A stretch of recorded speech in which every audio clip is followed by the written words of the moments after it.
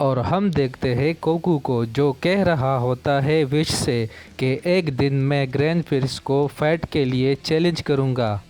तो विश कहता है कोकू, मैं तुझे दूसरी बार वार्निंग दे रहा हूँ, ऐसा कभी भी मत सोचना कि तुम ग्रैंड प्रिंस को चैलेंज करोगे। और इसके बाद कोकू कहता है लेकिन विश, मैं सबसे ज़्यादा स्ट्रॉन्ग कैसे बनूंगा। तो विश कहता है लेकिन कोकू, एक शर्त पर, जिस दिन तुम मुझे भी पीछे छोड़ दोगे तो तब मैं तुझे खुद ग्रैंड प्रिंस के पास लेके जाऊंगा। और मुझे यकीन है कोकू, तुम ऐसा कर सकते हो, क्योंकि जब पहली बार मैंने तुझे देखा था तो तब तुम एक सुपर सैयन थे, और आज देखो तुम्हारे पास खुद की डिवाइन पावर है। और मैंने ये कभी भी नहीं सोचा था कि एक सैयन, एक मॉर्टल यहाँ तक भी पहुँच सकता है।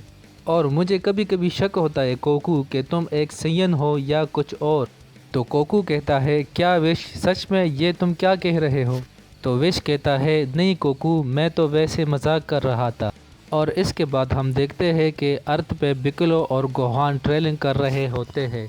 तो बिकलो कहता है गोहान, तुझे हमेशा ट्रेलिंग करता रहना चाहिए, और क्या पता सेल मैक्स से भी कोई ज़्यादा पावरफुल आ जाए, तो हमें हमेशा तैयार रहना चाहिए। तो गोहान कहता है अगर कोई सेल मैक्स से भी ज़्यादा ताकतवर हो तो उसे आने दो, हम देख लेंगे, है ना बिकलो। इसके बाद बिकलो कहता है हाँ गोहान, तुम ठीक कह रहे हो। और फिर गोहान और बिकलो अपनी ट्रेनिंग में बिज़ी हो जाते हैं। और इसके बाद हम देखते हैं विजिटा को, जो ज़ख्मी हालात में ज़मीन पर बैठा होता है। और इसके बाद बीरस कहता है विजिटा, मैं तुमसे इम्प्रेस हुआ क्योंकि तुमने बहुत अच्छा फाइट किया, और मुझे यकीन है कि एक दिन तुम एक अच्छा फाइटर बनोगे। फिक्र ना करो विजिटा, मैं विश से कह दूंगा, वो तुझे हील कर देगा। तो विजिटा कहता है नहीं लॉर्ड बीरस, आपके अटैक करने के बाद मेरी ताकत बढ़ गई है। मेरा मतलब लॉर्ड बीरस कि मैं थोड़ा सा अच्छा महसूस कर रहा हूँ। बीरस कहता है ये तो बहुत अजीब बात है, लेकिन विजिटा तुम अब आराम करने जा सकते हो। और बीरस थोड़ा सा स्माइल करता है और कहता है विजिटा, तुम्हारे आराम करने के बाद हम फिर से ट्रेनिंग करेंगे। और फिर विजिटा कहता है जी लॉर्ड बीरस, जैसे आप कहे। और फिर हम देखते हैं कि कोकू वहाँ बैठकर कुछ सोच रहा होता है। और इसके बाद विश पूछता है क्या हुआ कोकू, तुम ऐसे क्यों बैठे हुए हो। इसके बाद कोकू कहता है विश, मेरी एक ख्वाहिश है कि मैं तुमसे भी ज़्यादा स्ट्रॉन्ग बनूं। इसके बाद विश कहता है हाँ कोकू, ज़रूर, मैं यही चाहता हूँ। तो कोकू कहता है विश, तुम बीरस के मुकाबले दिल के बहुत साफ हो। तो विश कहता है ओह थैंक यू कोकू, कहीं लॉर्ड बीरस ना सुन ले। कोकू कहता है विश, क्या मैं तुमसे एक सवाल पूछ सकता हूँ। विश कहता है हाँ ज़रूर, पूछ सकते हो कोकू। तो कोकू कहता है वैसे विश, इस मल्टीवर्स में ऐसा कोई भी चीज़ नहीं जो तुम ना कर सको, लेकिन फिर भी जिस तरह मेरा एक ख्वाहिश थे कि मैं सबसे ज़्यादा स्ट्रॉन्ग बनूं, वैसे तुम्हारी भी तो कोई ख्वाहिश होगी ना विश। मुझे मना मत करना विश, ये सवाल बहुत अरसे से मैंने पूछना था। इसके बाद विश कहता है ठीक है कोकू, अगर तुम मेरे ख्वाहिश के बारे में जानना चाहते हो तो एक वादा करो मुझसे कि ये बात हमारे बीच में रहेगी। तो कोकू कहता है ठीक है विश, अगर ऐसी बात है तो मैं किसी को भी नहीं बताऊंगा। तो विश कहता है मेरी उस ख्वाहिश को सुपर शेनरॉन भी पूरा नहीं कर सकता, और मैं अपने फादर की तरह इस रिंग, इस नियम, इस कानून से आज़ाद होना चाहता हूँ। और कोकू विश की ये बातें सुनकर एकदम से हैरान हो जाता है और कहता है इसका मतलब विश कि तुम अपनी लाइफ को फ्री होके नहीं जी सकते।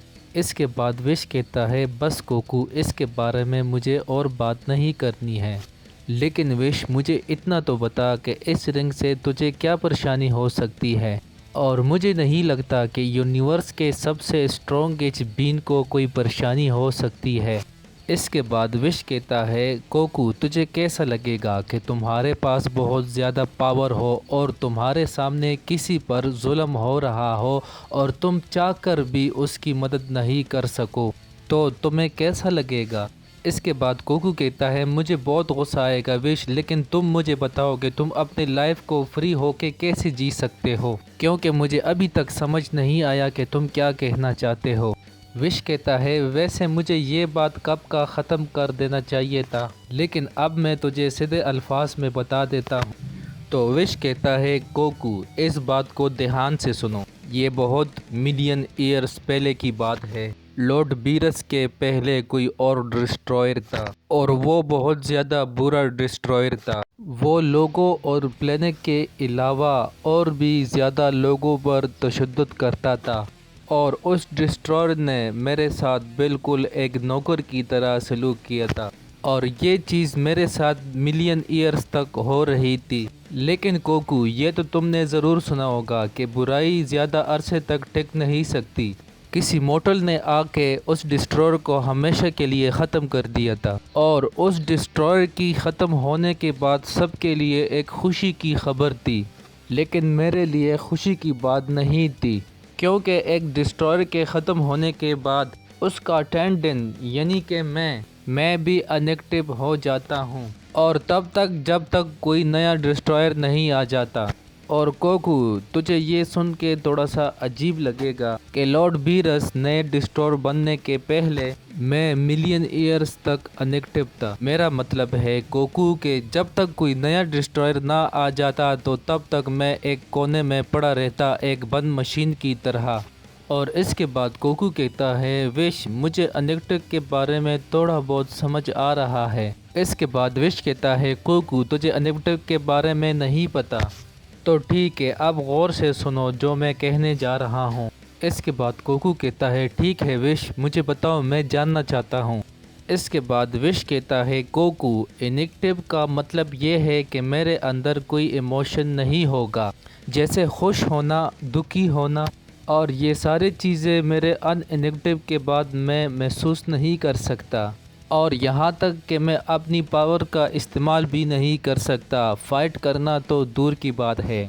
लेकिन इतनी वजह के बाद भी मैं एक काम कर सकता हूँ कि मैं अपनी स्टॉप से एक जगह से दूसरी जगह जा सकता हूँ।